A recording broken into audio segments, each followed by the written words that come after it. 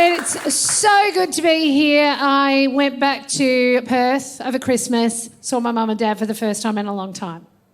And it was so good to see them because they've both recently retired and they are living it. My dad has taken all sorts of new hobbies up. Like his favourite seems to be leaving the room in the middle of the conversation.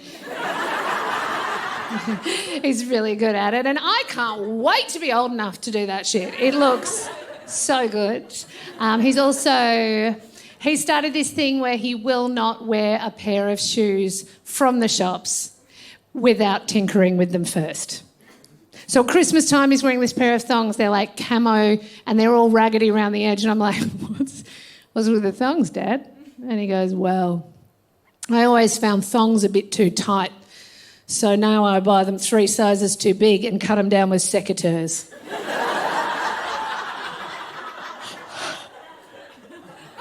Now that is the sort of genius idea that takes a full 70 years to percolate, isn't it? Like, you're not coming up with that at 35. 35-year-olds, they're walking around in thongs too small going, well, this is uncomfortable, but there's nothing I could do about it. No, they're not. 35-year-olds still care that other people find them attractive. They don't wear thongs. But honestly, like, can we just acknowledge the audacity of suggesting that thongs are a restrictive piece of footwear?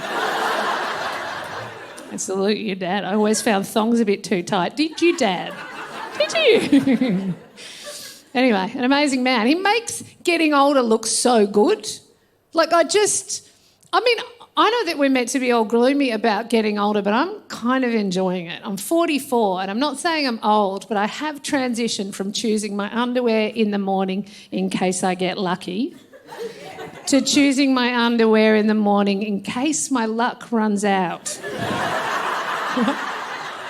Like, in both cases, you're choosing it for the person who will see it when your clothes are ripped off your body, but and in both cases, hope it's a doctor. But it feels good. I'm embracing it because, Matt, here's the thing I've noticed. The older you get, the better you get at turning your anger from inwards to outwards, right? Like, in my 20s, I was all like, I'm ugly, I'm a loser. And now I'm like, you're ugly, you're a loser. So good. And I'm cranky. I want my kind everywhere. I don't want to see any young people on the TV anymore, especially not doing weather. I'm sorry. I know that you can be a trained meteorologist at 21 years old, but I don't want to see you. I want some old bones on screen, please. I want somebody who's seen some weather. I want someone who is literally weathered, right? I don't want an hourglass figure. I want swollen ankles. I want her to know what's coming because she can feel it in her bones. I can turn on my phone and get the weather on my phone. Like, if I'm going to turn on the TV, I want someone to tell me with authority, take a cardigan today. Oh, all right, Doreen, she seems to know what she's talking about. My husband and I made it. Yep, we got through last year. I've got friends who had COVID divorces, and I really respect it. Like, if you are in the room tonight, if you are watching and you broke up last year, I salute you because you took the misery and you doubled down, you got it done. I respect that. But equally, congratulations if you stayed together, because I spent more time in the company of my husband last year than I did in the previous 13 years. We were not made to be together that much. Like, it's, you know what? It's the breaks where you find the love. Anyway, I've got tips. If you ever find yourself in a lockdown situation with a life partner, you can draw on my tips. My favourite one is, in the morning when you wake up, think of something you are better at than them, and then never tell them that's why you're smiling at them.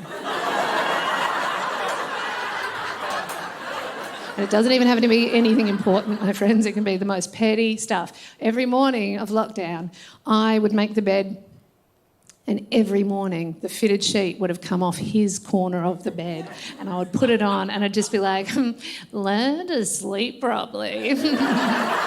Like, what a pathetic thing to get a warm golden glow from, a bit alarmously, probably, like me. You know what else? I am a wee better than him. Yeah. He just takes the longest time in there, right? And yeah, it's not like we've got anything better to do during lockdown, but still, I get it. I've got a list of jobs, right? And he actually, the other day, he heard me in the bathroom doing a wee and yelled in, "What's happening in there?" Because that's how fast I am, right? Not one long continuous sound, just one giant dollop and I'm out. Because I'm a busy single mother with a husband and I don't have time for an hour-long wee. I'm like a helicopter putting out a bushfire. Walk out like a hero. I'm getting out of here. Thank you so much. Good night.